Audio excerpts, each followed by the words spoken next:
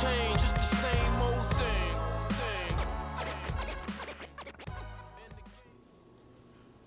What's going on, good people? This is Cliff Franks, man, CEO of Hoop Jargon. And I just want to start this series about, just talking about the Ball family, talking about what's going on. I've been wanting to do this for quite some time, actually. And for whatever reason or the next, didn't really get a chance to get to it and make the entries like I wanted to. But after seeing channels like Ball Facts take off and seeing how, there's a lot of information you can put out, a lot you can talk about. Because, let's be honest, man, it's just a very compelling family, man. There's a lot that goes on that you can talk about that, whether you hate it, you love it, you're indifferent, there's always something to discuss, man. And so I'm going to let it's a grown-up channel right here, man. So I'm going to let the Crown Royal talk to me a little bit as we get into it. So as you see what's kind of going on right now, if you're following the show or if you're just following the limited media coverage, which is deliberate, in my opinion, for whatever reason, LeVar Ball ain't the most coveted member of the, sports, lore. And so what you'll see is a lot of cases where, they'll kind of marginalize what he has going, what his sons have going. Because, I think the reason, or what's the reason you may be asking, I believe the case is because, for whatever reason, the liberal media, as it stands, is real big on kind of taking away strong male figures who speak basically, how can I put it? When you speak strongly over your seed and you are unapologetic, it's not gonna fly, man. Everybody kind of, when you kind of follow how the media goes, man, it's like if you're a strong male figure, you gotta stay in your lane. It's contrary, well, not contrary, but likened to LeVar's famous saying. So what you'll also always see, especially of a man of color, in my opinion, is, you're expected to kind of stay in your lane. You're not expected to, you want to be, they want you to be entertaining. They want you to be, someone that produces money, clicks, views, or what have you. But then when you kind of show that, but this is my game. This is what I'm running. You're going to get a lot of pushback. And so they expect you kind of be the whimsical fool, kind of akin to let's say a Charles Barkley or what have you. Charles Barkley say anything, man. And, and I'll give him a respect. He's basically earned the right to say what the hell he wants and to do what the hell he wants. But at the same time, Charles Barkley knows when to rein it back. And I think they kind of suspected LeVar Ball to be one of those type of figures. And when he's shown he has his own view, he has his own outlook, he has his own aspirations to have his own, wasn't always met with the right energy, man. So you'll see a lot of people, online kind of castigate him or whatever, and well, not even online. You bring up Big Baller Brand to the average person, then you know what's up, man. You're gonna get I can't stand that dude. A lot of people don't understand the big picture. That's what the media does. They literally can construct their own storylines. They can make you like or dislike anybody. And it's pretty deliberate. It's pretty intricate. Me living, I live in LA. I'm from Houston. Shout out to Prairie View and University, my school, HBCUs. What's up? In LA, living here, man, you see it, man. It's it's what they say. It's the land of the fake. And that's pretty much the case, man. Nothing is just. It's hard to really take a lot of this stuff at face value. So you got to understand what's going on when a lot of people project their feelings on the Big Baller Brand or the Ball brothers or what have you. It's coming from a place where it's transference, you know what I mean? It's not necessarily how they may feel if you're asking behind closed doors, but when you got to put up this facade, you got to promote this agenda, then of course, you're going to always dismiss the success. You're always going to over-exaggerate the failures or the perceived failures. And that's how you're going to kind of keep the thing rolling. And how do we know that? We've seen many cases right now where, if you're watching the show Ball and the Family, how many times have they recreated scenes they weren't, genuine in moment scenes? And if you listen to guys like Skip Bayless, he actually has taken note to that. So I give him credit, man. But Skip, he still kind of follows that line, but he's shown that he knows that some of those scenes are coerced and it's not naturally in the moment. So he gets it. I've also seen, I think LeVar Arrington kind of allude to that, as well as Marcellus Wiley. So they, some people are astute to what's going on. But some people just choose to be dumb, man. Some people choose to be purposely misinformed or disinformed. Or let's just face it, some people just don't give a shit, man. They have their agenda to kind of, go against the family, more notably LeVar, and they just kind of unapologetic about it. Like, you got your Doug Gottliebs of the world who does that all the time. You got your Christine Leahy's of the world. And you got your moderates like your Colin Cowherds, and then you got your native, again, like your Shannon Sharps of the world. And so it's just, I mean, it's a perfect gumbo of these personality types. And I forgot the ESPN cast. I mean, look at Molly Qerim, her, in my opinion, crying wolf on that situation where LeVar was clearly, just rolling off her words. But, it is what it is. You got to kind of be ahead of that curve, ahead of that movement. Because if you don't, you'll get lost in the sauce, in my opinion. I think you'll lose scope of what's really going on, and you're just going off half information. Let's build up to where we are now. Let's look at even like some of the moderate guys, like let's say a Scott Van Pelt. He put that bullshit ass apology out to Lamelo Ball when he got this report from this guy that Lamelo Ball was the truth. If y'all remember, this is probably around like November, December. Maybe actually before then. Maybe this was around like September, October. And he just makes this long post, this little soliloquy when he's basically stating that, he was wrong about LaMelo Ball and he wants to apologize, and he feels so sorry for having a dad like that that's overzealous and what have you. I'm just like, bullshit. My thing is, man, it's okay. You don't have to like LeVar Ball. You don't. But if you're going to call yourself a media personality, a sports analyst, as it were, you should be able to separate that from solid evaluation, man. And so even if you don't like the dude, you still can look at him play like, all right, this kid got something. All right, this kid's good at this. Oh, that kid's good at that. What it tells me is you serving an agenda. So if it took all that for you to change your opinion and reverse course that hard, that means you're full of shit. Period. You're full of shit. And so when I see stuff like that go on, I know my nose look kind of sweaty. Y'all tell me, do it look sweaty? But no, I see that kind of thing goes on. So you know there's an agenda. You know there's a purpose why certain people, assess people certain ways without just, considering the facts, man. And that's why I like, a lot of the content that Ball Facts put out, and that Ball, JD Black, I think he put some info out about the family as well. Also the Big Ballers podcast, man. Shout out to everybody who's a part of that, especially AB the Hero. I know AB doesn't post all the time, but, that's a guy who literally used to work for Big Baller Brand, you know what I mean? So he has insight that a lot of people may miss. And so, I'm just big on telling the truth about what's going on. So right now, if we're following what's going on with the storyline, you see that they are having, an instance with limbo where LaMelo Ball is he going to take this, alleged $100 million offer, and with the plane, with the private jet and all that stuff. And it kind of just, to me, this reeks of storyline, you know what I mean? So if it's true, more power to LaMelo, man. He's probably the most popular high schooler to pros that ever existed, not named LeBron James. You know what I mean? So look at his social media page. He has over 2 million followers, I believe, or something like that. And if you don't know, man, he gonna be the wave, man. Kids like LaMelo Ball, man. So I say all that to say this. He's gonna be a top 5 draft pick. And I remember, like, if you go back 2 years ago when he was playing Lithuania, the media kind of put that code red on him, and they took him off the rankings list, and basically the narrative was he wasn't playing anybody, so he wasn't worthy of being evaluated anymore. And let me say, man, I'm a former D1 basketball player. I'm a former European professional basketball player.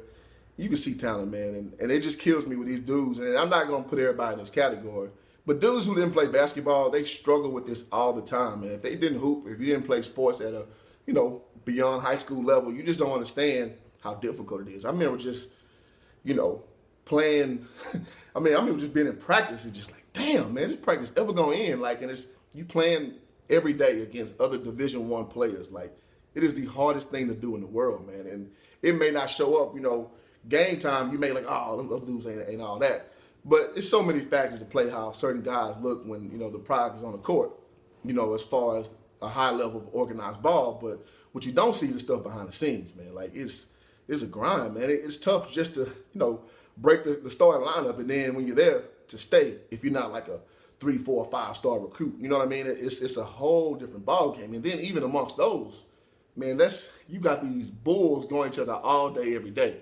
I say all that to say this: you see a lot of people speaking recklessly over certain league levels and what have you, and they have no working knowledge of it, and you can tell because that league in Lithuania they played in, again, wasn't the best league compared to other European countries. However, they have dudes who played college basketball, 4 years of Division I basketball, who going over there and playing that league. So you're saying that he's not playing talent better than high school? I don't know if, man, listen, man. I used to coach high school. Obviously, I played high school.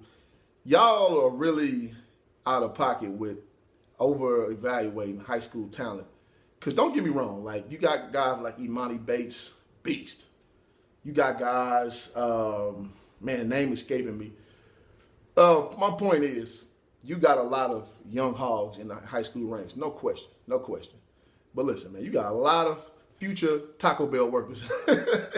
You got a lot of future street sweepers, you know, amongst the ranks, man. You got these 6'2" centers out there as well. You're not getting no real work playing against that bullshit talent, man. And so, the reality is, in high school, you're playing like 95% of bums. You're playing a lot of bums. The average high school team has one really good player, and you can cut that by a tenth of one who has an elite level player. So you playing against. So the point I'm making is you playing against a lot of sub level talent. So to use that as him not playing against high school talent as a buffer when, let's be honest, he probably in a normal setting you'll play against. If you're elite playing for a private school, you may play 10, 11, 12 elite guys throughout the course of a 30-game season. But playing for Chino Hills, a public school, man, you probably see 5 or 6 guys like worth a damn of evaluating him. Like, so let's cut that bullshit out that, playing in Lithuania was some, indictment on who he's playing against. You saw him play at Chino for, 2 years, playing up too. Like, he's a year younger. So, come on, man. Like, you could clearly see he had elite level talent. I mean, I've been a Lonzo Ball fan first. And I'm not going to lie, when I watched him play in Chino early, I didn't love his game with just snowbirding and shooting threes. I'm speaking about Lamelo here. But as you saw him go to Lithuania, God dog, I'm tearing that word up. Lithuania, you saw his game expand. He became more of a overall distributor. He became a person who could, get everybody involved. And he became more than just a scorer and a deep three-point shooter. So it just kills me to see how the media doesn't really give him, his props for what he's good at. And now that he's won the NBL Rookie of the Year, it just kind of puts all that to fruition. Like, if you remember, like, Jeremy Tyler went to that league. Also, Brandon Jennings, and they did not do well in that Australian league because those are grown men over there, man. They play. It's a very highly competitive league, whether the average American knows that or not, which most don't. But all you do is look for the big names. If you don't see a big name, you think it's not a quality league, and it's just that's just American ignorance. I mean, and I can't blame most of you because before I went overseas, I thought I was gonna go over there average 50 points a game.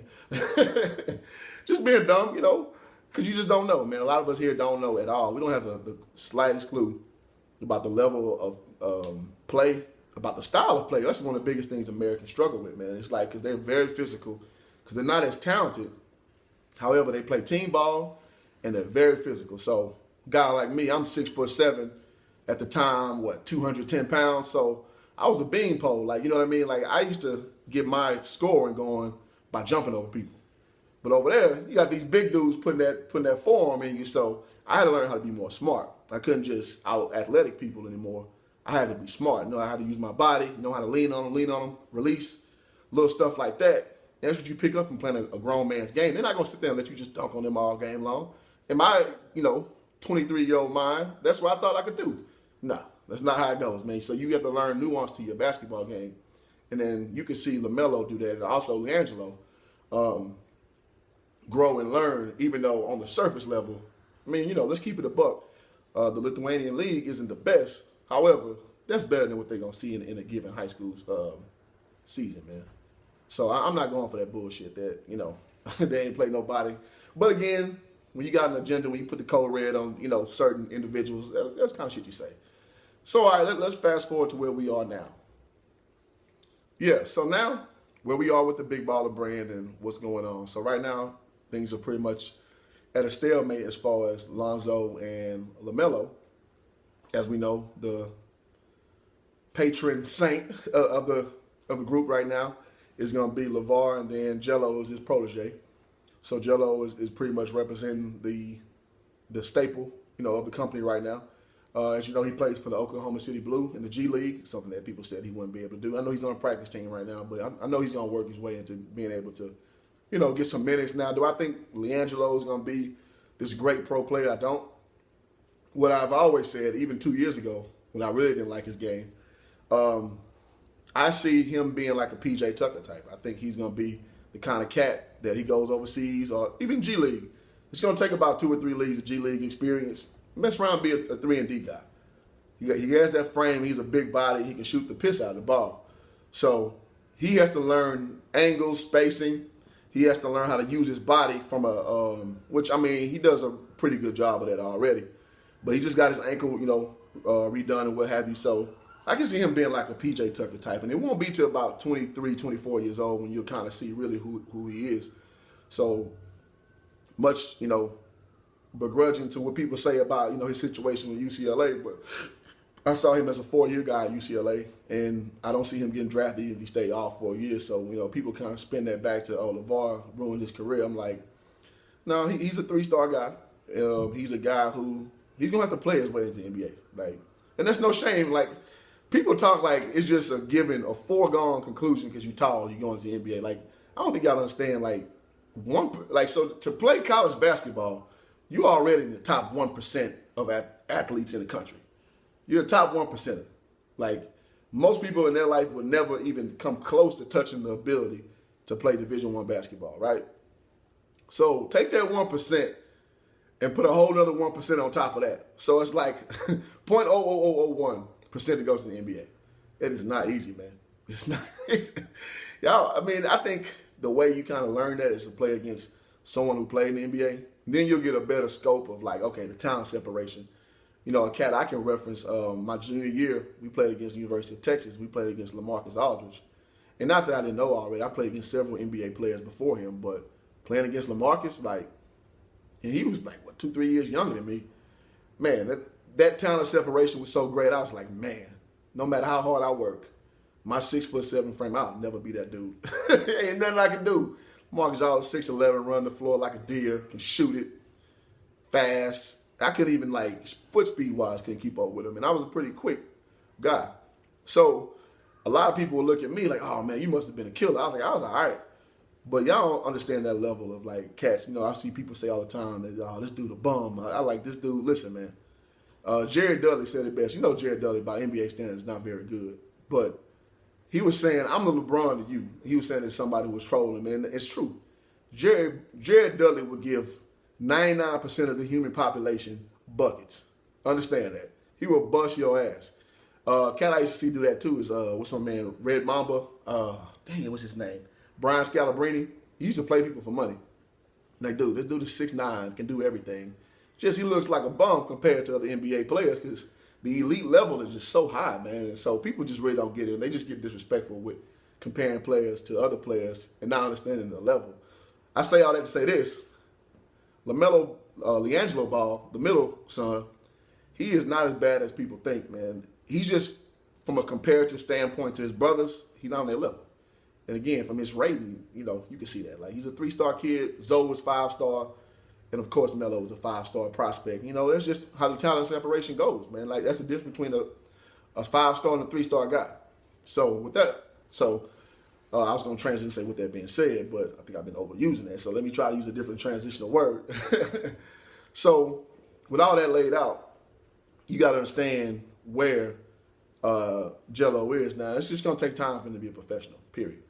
All right, so we established what's going on with Jello. We established what's going on right now with the brand. So right now they're in the transition period. So, if you follow the show, which is it's usually about 2 to 3 months behind. So a lot of people get lost in the sauce thinking it's live stuff they're doing. Not only is it not live, again, it's rehearsed scenes that they're doing. So you got to kind of learn to pick out the nuggets and all that stuff, and not necessarily take everything as gospel. You know what I mean? Just from an acting standpoint. Living in LA, man, I used to do film editing. You'd be surprised of how these producers coach people up, of all the stuff that they take out and they draft a storyline. Like, and none of this stuff is real, man. Y'all, I see people get so riled up over reality TV. I'm just like, you have no clue, man. You have no clue. That stuff is so contrived, man. It's not even funny. But yeah, so right now it looks like Lamelo not fooling with the brand. Looks like Lonzo not fooling with the brand. And it seems like there's dissension. But one thing I'm seeing is once they brought those new guys in, Chris, and I forget the other gentleman's name, they actually have a strategy with the things that they do. They just launched a website yesterday. And so all the products are up and ready to go. I did buy a pair of G3s, so they'll probably come in within a week or so. Back in the Gap, oh boy.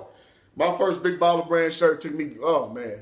I'm just gonna keep it funky on here. It took me about 5 months to get my first shirt. This was like early 2017, I wanna say. So yeah, I even had to write again, I'm rocking with the brand. I'm like, yo, I paid $50, where my shirt at? So I had to kind of get aggressive on the email, and I got it. And I bought several things since then, and everything, it gets shipped fine. But so the website's back up, and noticeably you see that no G3. G3, again, is the elder statesman right now with the brand. You don't see Melo, anything on there. And you see a few pair of Lonzo shoes, but no pictures with LeVar. And my personal opinion is I think that is deliberate. I think they are building the storyline to have all these suitors come in, right, and try to dissuade Lamelo away, and he's going to come back home. I think it's going to be a huge, huge thing when that happens. So, which is smart. You want to garner as much attention as you can, no matter if it's good attention, bad attention. There's what they say, there's no such thing as bad press. So right now, everybody's kind of, seething. Salivating at the mouth at the idea of him leaving his family. And by him, I mean Lamelo. I think Lonzo isn't the biggest storyline right now, so I'm not sure what angle they plan on working with him. But, if I was a betting man, I see what they're doing with Lamelo. I don't think he's going to go anywhere. I think that they're building that up, that anticipation, and then they're going to drop it on him. So that's what I honestly think. So we'll definitely see how accurate my assertion is. But I think by draft time this summer, I think all the pieces will be in place and Big Baller Brand will be ready to hit the ground running. Because I definitely see the foreshadowing that they're doing. And let's go back to the scene where Lonzo reenacted telling his dad about Alan Foster. Like, what people don't really delve into is like, okay, if they really didn't fuck with their father, they really wasn't rocking with, any of that, they wouldn't be on the show. Like, you can't sit there and do a show with your family members you ain't rocking with. Well, I would think that doesn't make sense to do. So that shows that they have a working relationship. I would say that. So when they're clearly reenacting scenes, so of course you create narrative and storylines. So I just think people kind of, just turn your brain on a little bit. Don't take everything at face value. Step back and make an assessment, man. So that's how I see it. That's how I view it. That's where we are right now as of, what's today's date? February 20th. February, that's how the ghetto people say. February 20th, that's where we are right now with the brand. So again, I know this video's first one's a little long. My next one, I'll try to keep them within like about 10 minutes, but I kind of want to give a whole backdrop to from inception to where we are now with the brand. And I'll try to update these every 1 or 2 weeks. And so I'm also going to put this on my podcast, which is called Cliff Notes, powered by Hoop Jargon. So just expect to hear more from me, man. If y'all got questions, hit me up. If you got, you think I'm lying about something, hit me up. I'm a man of, of character, man. If you think something I said was inaccurate and you right, I say, yeah, you was right. Maybe I didn't see it the correct way the first round. So I'm very approachable in that capacity, man. But I hope to see the channel boom. I hope to see the family keep thriving, and definitely my Lakers. I want them to bring championship number 16, do our thing, and 17. It'll be 17 if we win another one. Yeah. So that's it, man. That's all I got, man. Go PV. Currently number 1, the SWAC PV. Y'all better recognize. All right, y'all. Peace out, man.